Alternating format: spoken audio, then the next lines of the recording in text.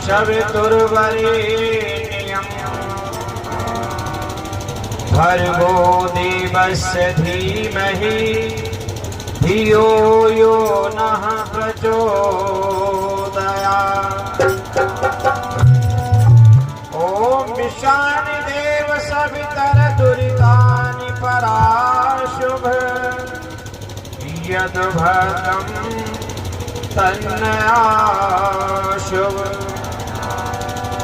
तू सर्वेश सकल सुखदाता शोध स्वरूप विधाता हो, उसके कष्ट नष्ट हो जाते जो तेरे ढिंग आता है।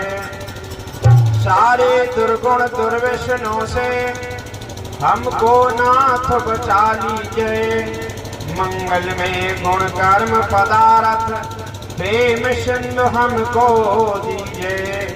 मंगल में गुण कर्म पदार्थ प्रेम सिंधु हमको दीजिए। अरे आने से इसमें बदले विचार, बचने से रहता है पाखंड सवार। बड़ी ही सुहानी है मेरी आर्य समा, बड़ी ही प्यारी है मेरी आर्य समा।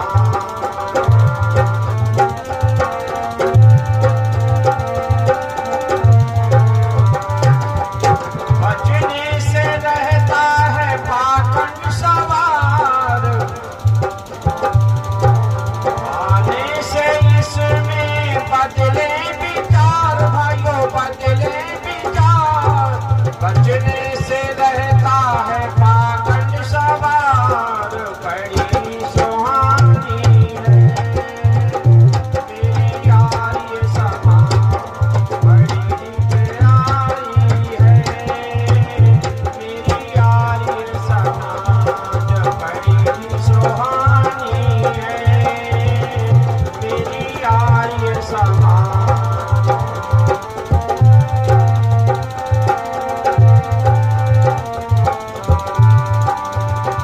जिसने लिया सहारा वह दानव से मानव बना है। जिसने लिया सहारा वह दानव से मानव बना है। गिरते हुए को उठाए वह पापों से वह नर बचा है।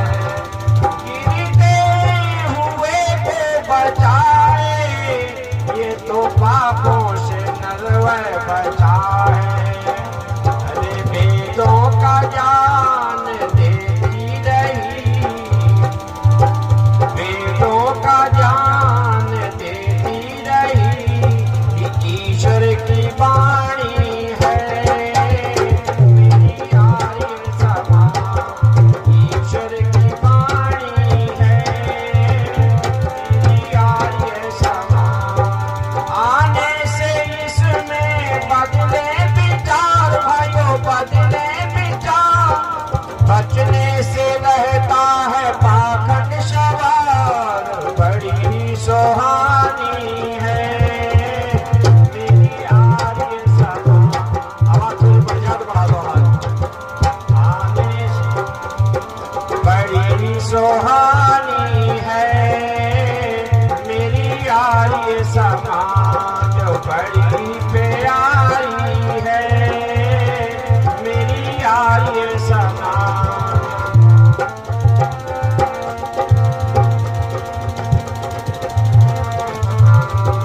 बड़ी सुहानी है मेरी आर्य समाज।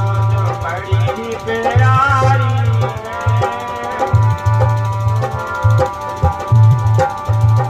जीवन बनाए ऐसे जैसे फूलों के अंदर सुगंधी। जीवन बनाए ऐसे जैसे पुष्पों के अंदर सुगंधी। जीवन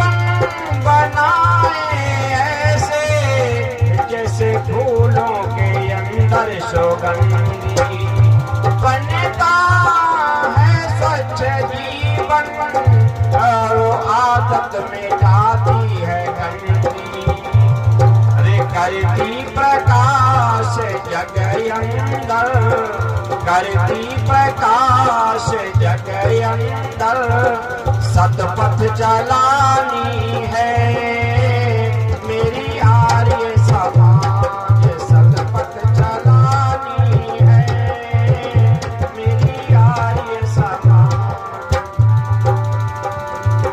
आने से इसमें बदले विचार, बचने से रहता है पाखंड सवार, बड़ी ही सुहानी है मेरी आर्य समाज,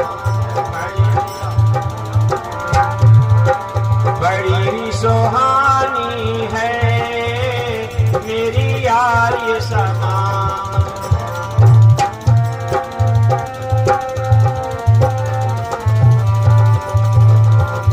पिछड़े हुए जनों को राघव छाती से इसने लगाया, पिछड़े हुए जनों को राघव छाती से इसने लगाया। जो भी हुए बेधर्मी पुनः उनको शोध बनाया, जो भी हुए बेधर्मी पुनः उनको शोध बनाया। सच पूछो मैं कह दूं, सच पूछो मैं कह दूं, पिछड़े को मिलानी है मेरी आर्य समाज। वेदों की वाणी है मेरी आर्य समाज। आने से इसमें बदले विचार, बचने से रहता है पाखंड सवार, बड़ी ही सुहानी है मेरी आर्य समाज, बड़ी सुहानी है मेरी आर्य समाज, बड़ी ही प्यारी है मेरी आर्य।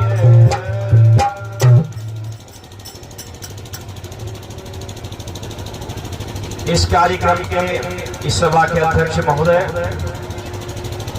बलवीर शास्त्री जी, हमारे इस आर्य सभा के मंत्री महोदय मोहनदेव जी, पाइस आर्य सभा शाहजहांपुर के प्रधान जी राता कविंद्रपाल जी, अन्य सभी पदाधिकारी, अभी जिनको हमने सुना भाई जी सुभ्राता जी, श्रद्धेय शिवपाल जी को बहुत ही उत्तम विचार दे रहे थे। हम सबने समझा यदि जीवन में उतारेंगे तो जीवन बदल सकता है हमारा। इनसे भी पूर्व स्वामी शिवानंद महाराज का उद्बोधन सुनने को मिला। क्षमादरणीय श्रद्धेय बड़े भ्राता बालक जी का भी हम सबको प्रारंभ में ही मार्गदर्शन मिला। मैं सभी विद्वानों का हृदय से आभार व्यक्त करता हूं। सभा में सभी सत्संग प्रेमी सज्जनों, बंदनिया मां शक्ति राष्ट्रीय कथा नौजवान साथियों, बालक और बालिकाओं, ये आज समाज का कार्यक्रम है। ईश्वर विद्यानंद का विचार है, वेदों का ज्ञान और विज्ञान है, ईश्वर की वाणी है, ईश्वर का उपदेश है, जो हम सब एक दूसरे से आदान प्रदान कर रहे हैं। वास्तविक यदि हमें अपने जीवन को सफल बनाना है, जीवन को असत्य से दूर कर सत्य से उत्प्रोत करना है, तो इसके सिवा दूसरा कोई मार्ग हमारे पास नहीं है। आर्य समाज कोई कार्यक्रम मनोरंजन का नहीं देता। आर्य समाज तो चलता फिरता एक विद्यालय है। जैसे विद्यालय में शिक्षक हमें पढ़ाने का काम करते हैं, कहीं न कहीं किसी न किसी प्रकार से हमें शिक्षित करने का कार्य करते हैं, ठीक इसी से आर्य समाज आपको इसी प्रकार से शिक्षित और विद्यावान करने का कार्य करता है। विविध प्रकार से, चाहे गीतों के माध्यम से बोले, चाहे उपदेश के माध्यम से बोले, चाहे मंत्र आदि माध्यम रखे, आर्य समाज के प्रत्येक वक्ता का ऋषिदान से लेकर अभी तक सभी का उद्देश्य यही है कि हमारा समाज पवित्र हो, हमारा समाज अविद्या से मुक्त हो, हमारा समाज ये पुनः अपने खोए हुए गौरव को प्राप्त करे, देवत्व को प्राप्त करे, ऐसी भावना हमारी है। इसीलिए हम विभिन्न प्रकार के कार्यक्रम देते हैं जिससे ये लोग, इससे मानव समाज समझ सके, सही तरीके से अपने जीवन में उतार सके। भाइयों, हम आपको एक घटना से जोड़ते हैं, छोटी सी घटना है, बहुत अच्छी शिक्षाप्रद है। समय तो सोने का हो गया है, लेकिन कुछ चर्चा करेंगे। अभी कर्म भोग की बात आई। वास्तविक सिद्धांत ही अवश्य भोक्तव्यम कृतम कर्म शुभाशुभम, जो हम करते हैं कर्म, चाहे शुभ अशुभ, उसका भोग अवश्य करना ही पड़ता है, चाहे कितने भी जब तक कर लो। किसी ने कहा है दुनिया में लाख हवन संध्या या पूजा पाठ करे कोई, जीवन में शुद्ध आचरण बिन हरगिन कल्याण नहीं होगा। जीवन की सुंदर खेती में जो बोओगे सो पाओगे, और मिर्चों का बीज अगर बोया बदले में धान नहीं होगा। आपने जो कर्म किया वही मिलेगा। और ध्यान रखना, बिना भोगे से छूटता नहीं भोग, सबको भोगना पड़ता है। चाहे कितना बड़ा ताकतवर हो जाए, चाहे कितना बड़ा बलवान हो जाए, चाहे कितना बड़ा धनवान हो जाए, लेकिन भोग के चक्र में सबको आना पड़ता है। इस मानव प्राणी को, मानव को परमपिता परमात्मा ने कर्म करने में तो स्वतंत्र बनाया है। हम सब कर्म तो कर सकते हैं स्वतंत्रता के आधार पर, हमें कोई रोकेगा नहीं। चाहे बुरा कर्म करो, चाहे अच्छा कर्म करो, कोई तुम्हें नहीं रोकेगा, परंतु फल पाने में आप स्वतंत्र हैं। फल पाने में हम सब स्वतंत्र हैं। फल पाना हमारे आपकी बस की बात नहीं है। फल परम पिता परमात्मा के अधीन है, और वह भी न्याय के साथ में फल देता है। जैसा हम कर्म करते हैं वैसा ही फल हमें वो देता है। इससे किंचित मात्र नहीं अलग हो सकता। जैसा हमने शुभ किया, जैसा अशुभ किया, वैसा ही वो फल हमें देता है। इसलिए अवश्य भोक्तव्यम कृतम कर्म शुभाशुभम। गोस्वामी जी की अगर मानस की बात माने, उन्होंने भी लिखा, कर्म प्रधान विश्व रच राखा, जो जस कीन्ह तस फल चाखा। हमने जैसा कर्म किया है, कर्म ही सारे संसार में प्रधान है। जैसा कर्म करेंगे उसका फल अवश्य मिलेगा। और बता दें आपको, ये फल अभी निश्चित नहीं कि अभी जो आप काम कर रहे हैं उसका फल अभी तत्काल आएगा। आप अपनी कृषि में बहुत सारी फसलें बोते हैं, लेकिन कुछ फसलें ऐसी हैं जो 15 दिन में ही तैयार हो जाती हैं, उसको फल आपको मिल जाता है। कुछ फसलें ऐसी 3 महीने के पश्चात ही फल मिलता है। कुछ फसलें ऐसी 6 महीने लग जाते हैं, और कुछ फसलें पेड़ पौधे लगा देंगे तो आपको 10 वर्ष लग जाएंगी, और कुछ पौधे जैसे आप लगाएंगे आपकी पीढ़ी को, आने वाली पीढ़ी को उसका फल मिलेगा। ठीक ऐसे हमारे जीवन के अन्य कर्म भी हैं, जिसका कुछ का तो फल हमें शीघ्र मिल जाता है, लेकिन कुछ कर्म में जन्म जन्मांतरों के लिए भोग भोगना पड़ता है। आप कहेंगे कैसे? उदाहरण पेश करिए। एक बहुत अच्छा खासा उदाहरण हमें मिलता है महाभारत के माध्यम से। महाभारत में सरसैया पर कौन पड़े हैं? भीष्म पितामह। भीष्म पितामह सरसैया पर पड़े हैं, और सरसैया पर पढ़ करके वह इंतजार कर रहे हैं किसका? वह इंतजार कर रहे हैं योगीराज कृष्ण का, कि हमसे भेंट हो जाए। इस अवस्था में उनके अंदर एक प्रश्न बार बार आ रहा था, उसका उत्तर चाह रहे थे। एक दिन की बात है कि महाराज कृष्ण सारे पांडवों के साथ में भीष्म पितामह से मिलने उस रणभूमि में पहुंचे जहां पर वो पड़े थे सरसैया पर, और जाकर के जो खड़े हुए प्रणाम किया। पितामह प्रणाम किया, पितामह ने भी प्रणाम किया। कहा, आओ राघव, आओ केशव, मैं तुम्हारे इंतजार में कई दिन मुझे हो गए हैं। आखिरकार कृष्ण ने पूछ लिया, क्या ऐसा कारण है, क्यों मेरा इंतजार कर रहे हो? बोलिए, अपने मन का भाव प्रकट कीजिए। भीष्म पितामह कहने लगे, हे केशव, मैंने योग के माध्यम जितनी मेरा सामर्थ्य है, उन सामर्थ्य के अनुसार मैंने अपने 100 जन्मों को तो देख लिया है, परंतु इस तक 100 जन्मों तक मेरे 100 जन्म पीछे हो चुके हैं। यहाँ तक मैंने समझ लिया, योग दृष्टि से सामने देख लिया है, मुझे ऐसा कोई दुष्कर्म नहीं मिला जिसका मैं ये फल भोग रहा हूँ, भोग रहा हूँ। क्या कारण है, कब का ये फल है? वर्तमान में तो कोई ऐसा किया नहीं मैंने बहुत सारा वर्तमान जीवन में त्याग किया, दूसरों के लिए किया, अपने लिए कुछ भी नहीं किया, पूरा जीवन परोपकार में लगा दिया, फिर भी इस भोग को मैं भोग रहा हूँ। 100 जन्म पीछे भी मैंने देख लिए कोई बुरा कर्म नहीं किया। आप महायोगी हैं, आप योगियों के योगी हैं, आप बता सकते हैं क्या कारण है, कब का ये फल है? बताते हैं योगीराज कृष्ण ने कहा है विषम, आपने 100 जन्मों को देख लिया, लेकिन आप और पीछे थोड़ा हटिए, आप 108वें जन्म पर जाइए। पूर्व अपने 108वें जन्म में आप बहेलिया थे। आप क्या थे? बहेलिया थे, पथिक थे, शिकारी थे, शिकार खेलने का काम करते थे। और शिकार समय में एक समय में आप जा रहे थे शिकार करने के लिए, रास्ते में एक सर्प मिला, जहरीला सर्प मिला, आगे आपका रास्ता काट गया। जैसे आज भी लोग समझते हैं अगर आगे सर्प निकल जाए, बिल्ली निकल जाए, तो ये ट्रक वाले ना रोड पे चले तो बिल्ली को तो मार ही देते हैं, ये रास्ता काट गई, हमारा अशुभ हो गया। ये भी अविद्या है, नासमझी है। अरे आप निकलते तो उनका भी रास्ता आना जाने के लिए है। रात्रि में ज्यादातर जागरण जीवों को होता है, जितने भी जंगली जीव है वो ज्यादातर रात्रि में भोजन आदि की शिकार करते हैं, भोजन आदि के निकलते हैं, वो तो कहीं न कहीं जाएंगे। आपका रास्ता क्या बाधित होगी उनसे निकलने, लेकिन लोगों की मस्तिष्क में ऐसा कीड़ा जानता है, अगर सर्प निकल गया तो रास्ता कट गया, बिल्ली निकल गई रास्ता कट गया, कुत्ते ने कान फड़फड़ा दे के बहुत बुरा हो गया।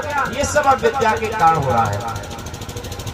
आपके सामने से सर्प निकला, आपने अपने बाण से उस सर्प को भेज दिया, और जो सर्प को जब उसके बाण भिड़ गया, आपने उस बाण को पकड़ के सर्प को फेंका है, तो सर्प गिरा जाकर बेरी के पौधे पर, और जो वो सर्प निकलना चाहता है, जैसे पलथा करवट लेता इधर उधर को, वैसे ही वो कांटों में और चुभता चला जाता, फंसता चला जाता। धीरे धीरे उसका सारा अंग, सारा शरीर कांटों में भिड़ गया, और उसने उस बेरी के पेड़ पर तड़प के प्राण दिए हैं। ये उसी का भोग आपका है, ये उसी का भोग है। इसलिए अभी तक आपको इसलिए भोगने को नहीं मिला कि ये भोग ऐसा विलक्षण भोग था, ऐसा आपके पिछले किसी जन्म में योग नहीं बन पाया था जिससे उस फल का आपको भोग भोगने को मिल जाता। ये जन्म ऐसा हुआ है, इसमें महाविराट युद्ध हुआ, और उसमें आपका व्यवस्था बनी आपके भोग भोगने की, तो आपको भोग भोगाया जा रहा है। ऐसे परम पिता भी कई कई जन्मों के लिए आगे के लिए टालता है, जब तक वैसा संयोग नहीं बनता आपके भोग के अनुसार, तब तक आपको भोग को भोगाता नहीं, वो तब तक पेंडिंग प्रारब्ध बन करके पड़ा रहता है। और जब उसका अनुकूल समय आएगा, तब आप में भोग हावी हो जाएगा। जैसे आपने देखा होगा, अभी आप अपने गाँव के बहुत बलवान धनवान व्यक्ति क्यों ना रहे हों, और आपने समाज को सताया है, आपने बहुत कष्ट दिया, किसी को भी सुखी नहीं किया, दुखी ही दुख दिया है, लेकिन उस समय आप बलवान है, धनवान सब कुछ हैं, आपसे आंख नहीं लोग मिला सकते हैं।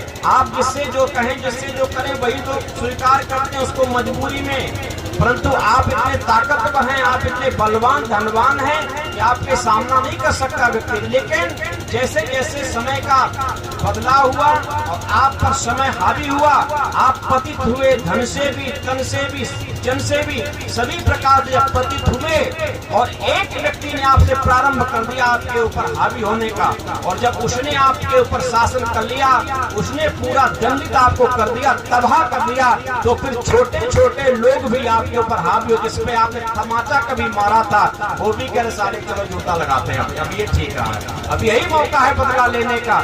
ऐसे ही हमारे भोग भी, ये जन्म जन्मांतरों के भोग हावी होते हैं, तो कष्ट पे कष्ट, दुख पे दुख, दुख पे दुख, जो नहीं आने को तो उसका भी नंबर हमारे ऊपर चढ़ जाता है, तो निरंतर लगातार लोग दुखों में चले जाते हैं। कभी कभी ऐसा संयोग होता है, इसलिए भोग भोगना जरूर पड़ता है। इसलिए कवि ने बहुत सुंदर कहा है यहाँ पर,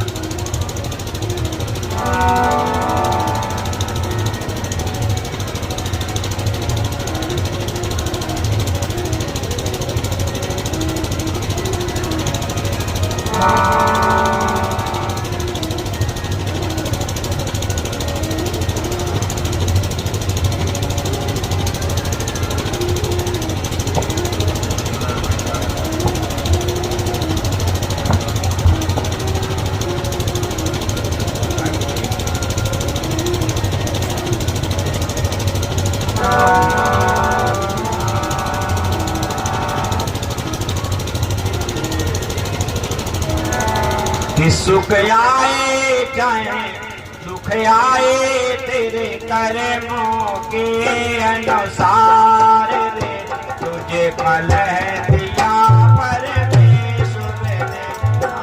सुख आए चाहे दुख आए तुझे फल दिया परमेश्वर ने।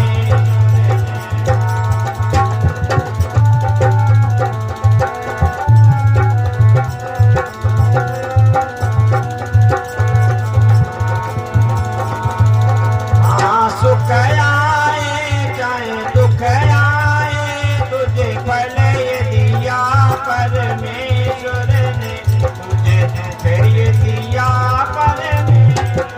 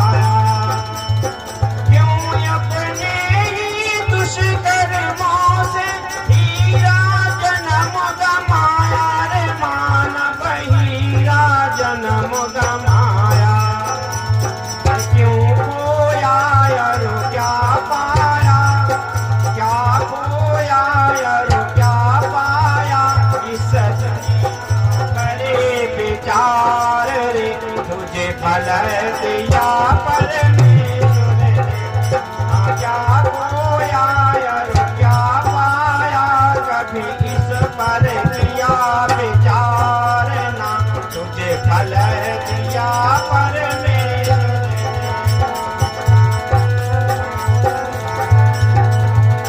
कभी सुख आए कभी दुख आए, तेरे कर्मों के अनुसार रे, तुझे फल दिया परमेश्वर ने।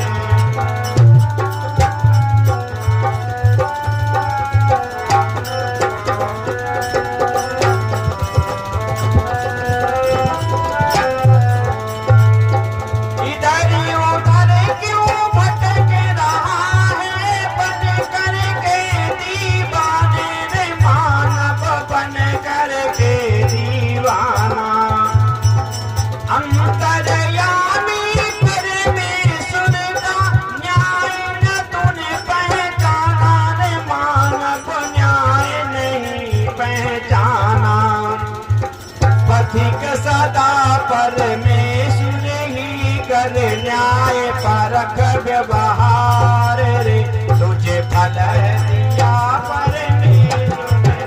कभी सुख आए कभी दुख आए, तेरे कर्मों के अनुसार रे, तुझे फल दिया परमेश्वर ने। कभी सुख आए कभी दुख आए, तेरे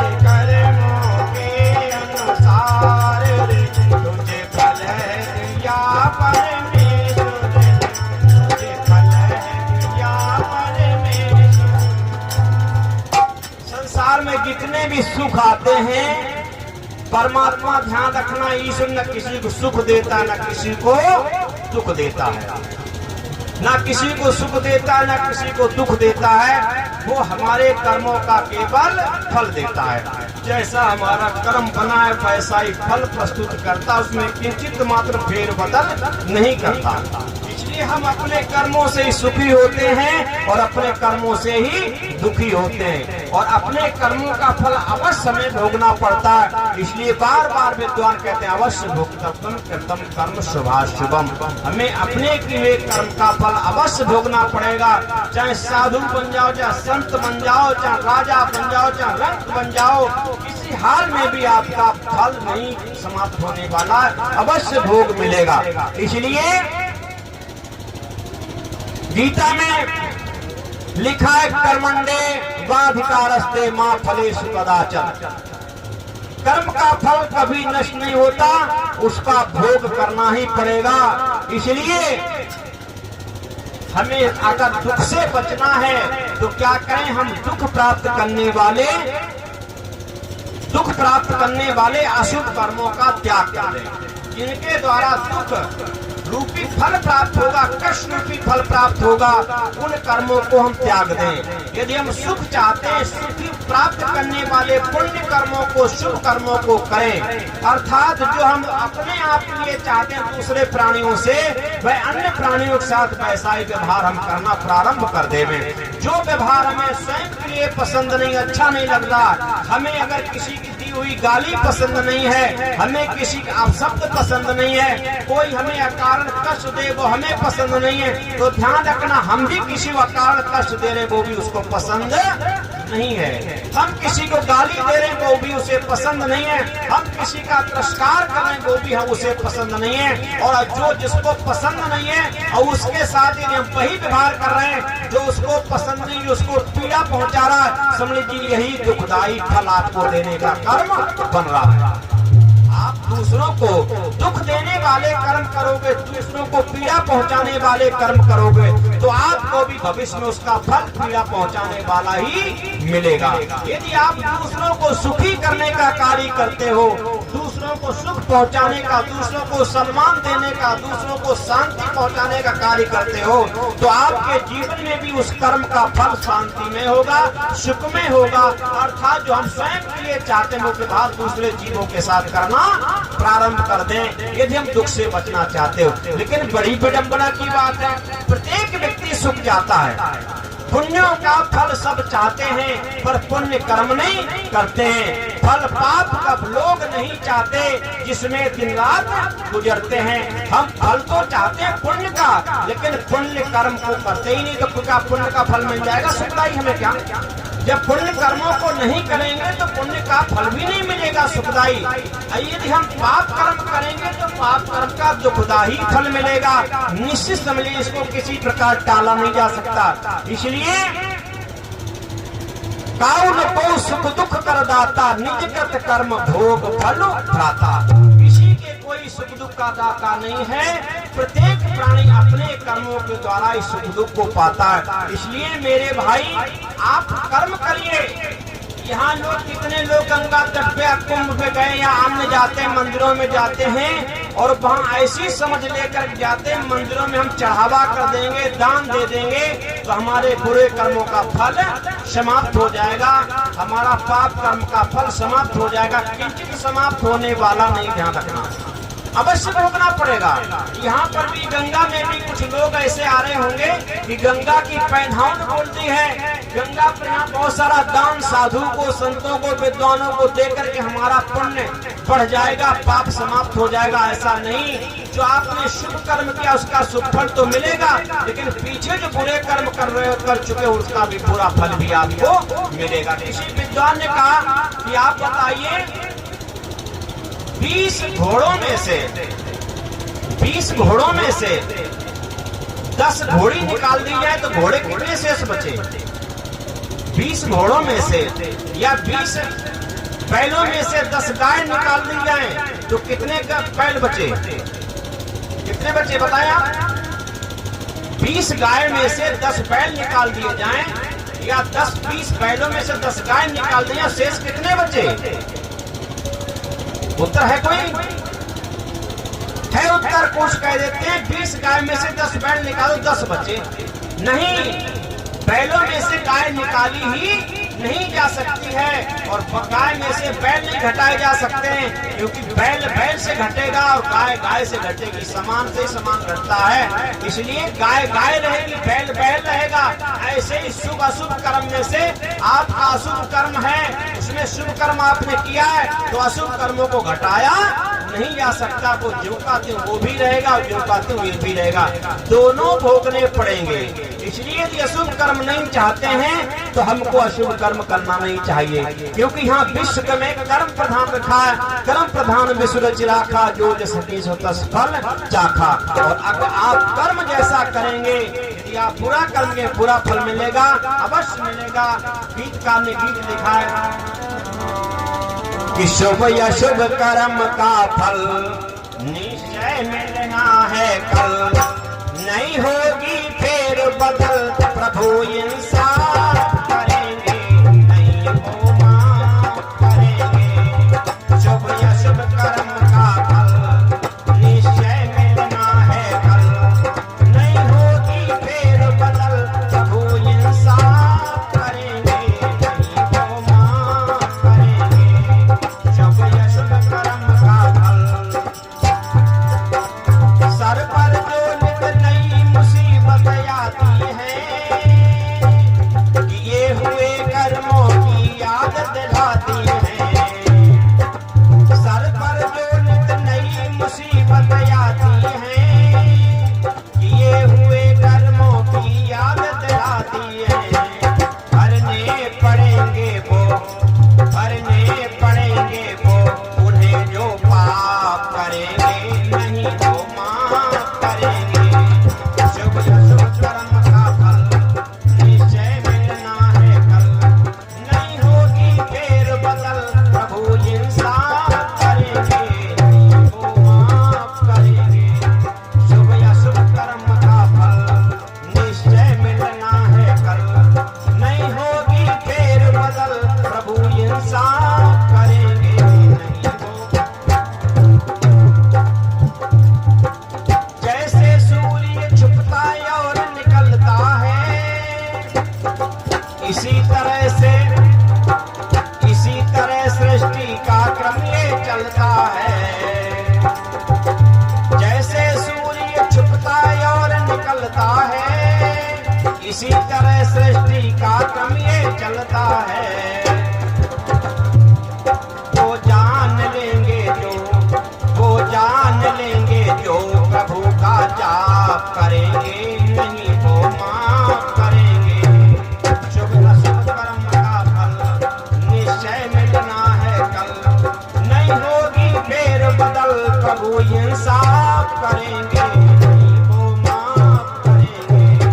शुभ अशुभ कर्म का फल निश्चय मिलना है कल, नहीं होगी फेर बदल, प्रभु इंसाफ करेंगे।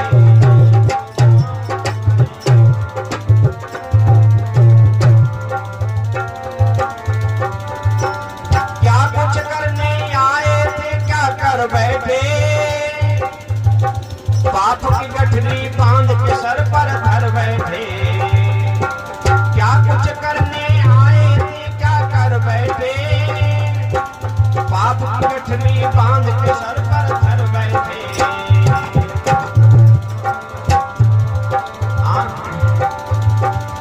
आंख में आंसू भर वो पश्चाताप करेंगे, नहीं प्रभु माफ करेंगे। शुभ अशुभ कर्म का फल निश्चय मिलना है कल, नहीं होगी फेर बदल, प्रभु इंसाफ करेंगे, नहीं वो माफ करेंगे। शुभ अशुभ कर्म का फल निश्चय मिलना है कल, नहीं होगी फेर बदल, प्रभु इंसाफ करेंगे, नहीं वो। नहीं सिफारिश वहाँ किसी की चलती है वो कहते उसकी गलती है। नहीं सिफारिश वहाँ किसी की चलती है कहते हैं उनकी गलती है। बेमोल जो करना वो, बेमोल जो करना वो, प्रभु ही आप करेंगे, नहीं वो माफ करेंगे। शुभ अशुभ कर्म का फल निश्चय मिलना है कल, नहीं होगी फेर बदल, प्रभु इंसाफ करेंगे, नहीं वो माफ करेंगे। शुभ अशुभ कर्म का फल निश्चय मिलना है कल, नहीं होगी फेर बदल, प्रभु इंसाफ करेंगे, नहीं वो माफ। अवश्य भोगना पड़ेगा, किसी प्रकार से माफ होने वाला नहीं है, क्योंकि ये शरीर जो मिलता है ये भोगों के लिए मिलता है। ध्यान रखना, भोग यत्नम शरीरम, हमारे शास्त्रों में दर्शनों में कहा गया, न्याय दर्शन का ये सूत्र है, भोग यत्नम शरीरम, ये जो हमें शरीर मिलता है भोगों के लिए ही मिलता है। वो अलग बात है, आपको कर्म करने का भी सौभाग्य प्राप्त है। मनुष्य शुभ कर्मों को भी कर सकता, अशुभ कर्मों को भी, अर्थात को कर्म करने की भी स्वतंत्रता पापर मिली हुई है, और भोगने की भी। ये भोग भी सकता किए हुए कर्मों का, नया कर्म भी कर सकता, लेकिन अन्य सारे के सारे जीव जितने भी हैं वो सब किए हुए कर्मों का ही भोग रहे, इसलिए उसको भोग योनि कहा गया है। ये युवा योनि भी है, कर्म योनि भी है, इसलिए यहाँ कर्म भी करिए। और ध्यान रखना, इसमें जो आप नया कर्म करोगे उस नए कर्म के अनुसार अगला जीवन भी आपका निश्चित हो रहा है। हमने इस जीवन को जितना जी रहे हैं, अगला जीवन अपना शरीर हमारा वैसे ही निर्मित हो रहा है। यदि हमने अपने शरीर को, इस जीवन को 50% भोग लिया आज के समय में, तो समझ लीजिए अगला 50% हमारा जीवन, हमारा शरीर हमारा बन चुका है, उसका निर्माण हो चुका है। जैसे हमने अभी तक सब कर्म किए उसी के अनुसार आपका जीवन निश्चित अगला भी हो रहा है। और जिसने शरीर को 100% भोग लोगे, तो इस शरीर को त्यागोगे, अगला शरीर आपको तैयार मिलेगा, अगला शरीर तैयार मिलेगा, इससे निकाले उसमें डाल दिए जाओगे। आपने बहुत सारे लोग देखेंगे जब प्राणों को त्यागते हैं तो कुछ लोगों के आंखों से नेत्र बहते हैं, नेत्रों से आंसू बहते हैं, रोते हैं, गिड़गिड़ाते हैं। आप परिवार के लोग सोचते हैं ये हमसे कुछ कहना चाहते हैं, मुख तो खुलता नहीं, कह पाते नहीं, वाणी बंद है, आंखों से केवल आंसू ढलका रहे हैं। तो घर वाले सोचते हैं हमसे कुछ बात करना चाह रहे हैं इसलिए रो रहे हैं, बोल नहीं पर इसलिए रो रहे हैं। नहीं, तुमको नहीं देख के रो रहे हैं, तुम्हारे लिए नहीं रो रहे हैं, अब मुख बंद हो गया, नेत्रों ने देखना बंद कर दिया, आपसे संबंध छूट गया। भले ही प्राण भी शरीर में, लेकिन आपसे संबंध छूट गया, संबंध अगले जीवन से जुड़ गया।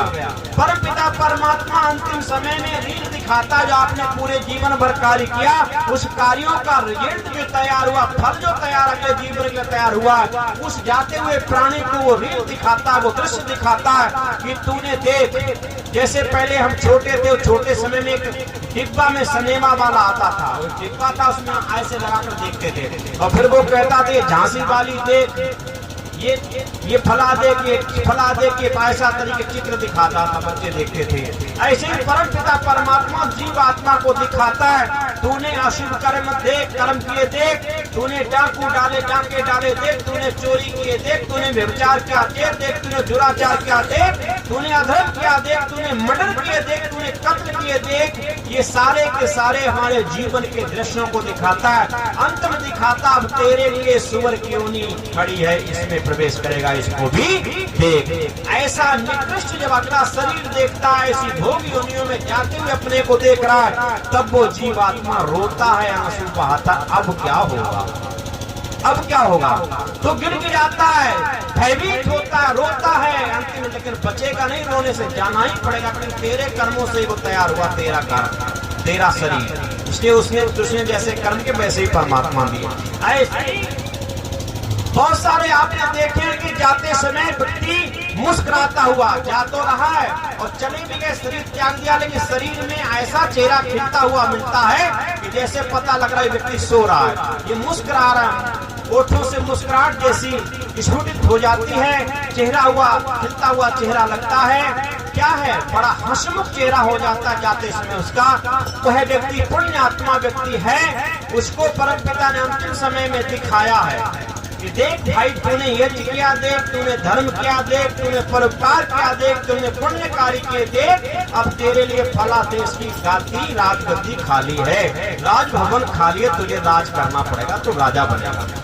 ऐसा जब शुभ उत्पत्ति अपने कर्मों के अगले जन्मों के लिए देखता है, तो वो जीव आत्मा प्रसन्नचित होकर इस शरीर को छोड़ देता है, अपने जीवन में प्रवेश कर जाता है। तो अवश्य भोगना पड़ता है, इसलिए भोग अपना शरीरम, ये शरीर हमें भोगने के लिए मिलता है। कब तक, जब तक आप मुक्ति को नहीं प्राप्त कर लेते हो, जब तक मोक्षानंद को नहीं प्राप्त कर लेते हो, तब तक ये शरीर आपको, भले ही आप शुभ कर्म करोगे, शुभ कर्मों का अच्छा परिणाम होगा, तब तक आप इसी संसार में आना पड़ेगा। शुभ कर्म, पुण्य कर्म करोगे, पुण्य कर्म का स्वर्ग रूपी भोग भी आपको संसार में आना पड़ेगा, कहीं दूसरी जगह नहीं। इसलिए स्वर्ग नरक में यही है। कुछ लोगों की भावना है कि स्वर्ग ऊपर है, नरक ऊपर है। कुछ हमारे जैसे लोग पंडित कहलाने वाले कह देते हैं, और बड़ा पाखंड इसके पीछे, जब व्यक्ति खत्म होने को होता है, उसके प्राण निकलने को होते हैं, कुछ पंडित जी आते हैं, कहते हैं घर वालों से, भैया गाय पुजवा दो, गाय पुजवा दो, नहीं बैतरणी नहीं उतर पाएगी, ये नहीं उतर पाएंगे, बैतरणी में इनको बहुत कष्ट होगा, क्योंकि वो खून पीप की भरी हुई नदियां हैं, उसको ये पार कैसे कर पाएंगे, इसलिए गाय पुजा दो, गाय की पूंछ पकड़ के पार हो जाएंगे। ये कहते हम लोग पुजवा भी देते हैं, लेकिन ध्यान रखना ऊपर कुछ भी नहीं है। मैंने कहा भोग यत्नम शरीरम, जैसे जीव आत्मा का भोग अगर शेष है, चाहे नरक में चाहे स्वर्ग का, तो सब कुछ उसे शरीर को पाकर के पुनः संसार में आना पड़ेगा, ऊपर कुछ भी नहीं है। कौन कहता, गीता कहती, भगवान योगीराज कृष्ण गीता के दूसरे अध्याय में कहते हैं क्या, कि जीव आत्मा को तलवार काट नहीं सकती, जीव आत्मा को अग्नि जला नहीं सकती, जीव आत्मा को पानी डुबा नहीं सकता, जीव आत्मा को पहाड़ दबा नहीं सकता, और जीव आत्मा को हवा उड़ा नहीं सकती, कीचड़ गला नहीं सकती, जीव आत्मा में किसी प्रकार कोई प्रहार नहीं हो सकता। और जब उसको इस तरीके से किसी प्रकार जीव आत्मा कष्ट बिना शरीर के नहीं दिया जा सकता है, तो बताओ फिर कौन सी बेतरणी कहाँ रहेगी, उसे पार जाने की। जीव आत्मा इतना सूक्ष्म है, उसको अग्नि नहीं जला सकती, उसको तलवार नहीं काट सकती, उसको पानी नहीं डुबा सकता, कीचड़ नहीं गला सकती, पहाड़ नहीं दबा सकता, फिर कौन सी बेतरणी उसके लिए विशेष भारी होगी। इसलिए ऊपर कहीं नहीं, ऋषिवर देवजन वेदों का प्रमाण देकर के सत्यार्थ प्रकाश लिखते हैं कि जब जीव आत्मा शरीर को त्यागता है, कहाँ चला जाता है मालूम, कहाँ जाता है, इसी अंतरिक्ष में भ्रमण करता, अंतरिक्ष आकाश में वायुमंडल में भ्रमण करता है परमात्मा की विशेष व्यवस्था के रूप में। उस परमात्मा की जन्म व्यवस्था में करता है और धीरे धीरे जन्म के सूक्ष्म शरीर के द्वारा 17 तत्वों को, हमारे शरीर 3 होते हैं, ये एक शरीर स्थूल है, इसको जब त्यागते हैं सूक्ष्म शरीर हो जाता है और जब माता के गर्भ में प्रवेश करते हैं, हम जन्म के लिए तैयार होते हैं तो कारण शरीर हमारे, तीसरा शरीर हमारा काम करता है। तो हम सूक्ष्म शरीर के द्वारा इस सारे ब्रह्मांड में, हिमालय में भ्रमण करते हैं। उसी के साथ साथ पहले अन्न आदि वनस्पतियों प्रवेश करता जीवात्मा, अन्न वनस्पतियों के द्वारा पिता के अंदर पहुंचता है और पिता के द्वारा फिर माता के अंदर पहुंचता है। इस प्रक्रिया में पड़ जाता है यथाशीघ्र। जैसे मनुष्य नवीन वस्त्रों को त्याग कर, पुराने वस्त्रों को त्याग कर नए वस्त्रों को धारण कर लेता है, शीघ्र जीवात्मा भी उसी प्रकार से नए जीवन को धारण कर लेता है। जो मुक्ति में नहीं जा सकता है, नहीं जा पा रहा, मुक्ति का साधन जिसमें नहीं, जिसको संसार में भोग करने के आना, चाहे शुभ चाहे अशुभ। इसलिए संतों ने कहा है, यदि आपको जन्म मृत्यु से मुक्त होना है, भवसागर से मुक्त होना, मोक्षानंद को प्राप्त करना है, तो आप शुभ कर्म को भी करिए वासना रहित। उसके फल की इच्छा मत करो, कर्म करे जाओ, फल की इच्छा मत करो। निर्वासना निर्विकार होकर के फल काम करिए, तो आप मुक्ति में, यदि आपको उस फल की वासना आपके अंदर रहेगी तो शुभ कर्म का भी फल भोगने के लिए आपको संसार में पुनः आना पड़ेगा। राजा बने चाहे रानी बने, चाहे बहुत बड़े बलवान धनवान बने, तो उसका भोग भोगने के लिए यही आना पड़ेगा। इसलिए संतों ने कहा कि दोनों बंधन है। यदि हम अशुभ कर्म करते हैं तो वो भी हमें संसार से बांधता है, यदि शुभ कर्म करते हैं तो भी संसार से बांधता है। अर्थात अंतर इतना, एक लोहे की जंजीर है, एक सोने की जंजीर है। हम अशुभ कर्म करते हैं तो लोहे रूपी जंजीर बनते हैं और शुभ कर्म करते हैं तो सुखदायी हम सोने रूपी जंजीर बनते हैं, लेकिन बांधने का दोनों काम कर रहे हैं। यदि हमें मुक्त होना है तो सोने की जंजीर को भी हम शुभ कर्म के भी फल की इच्छा ना करें, निर्वासना निर्विकार होकर के परमात्मा समर्पित करके ईश्वर समर्पित अपना कर्तव्य किए जाएं, फल की इच्छा ना करें, तो आप मुक्ति में चले जाएंगे। जब तक संसार की वासना, तब तक आपको यहीं आना पड़ेगा और यहाँ आने के लिए भोग करेंगे तो आपको शरीर लेना ही पड़ेगा। भोग, शरीर भोगों के लिए शरीर मिलता है और स्वर्ग नरक ऊपर नहीं है।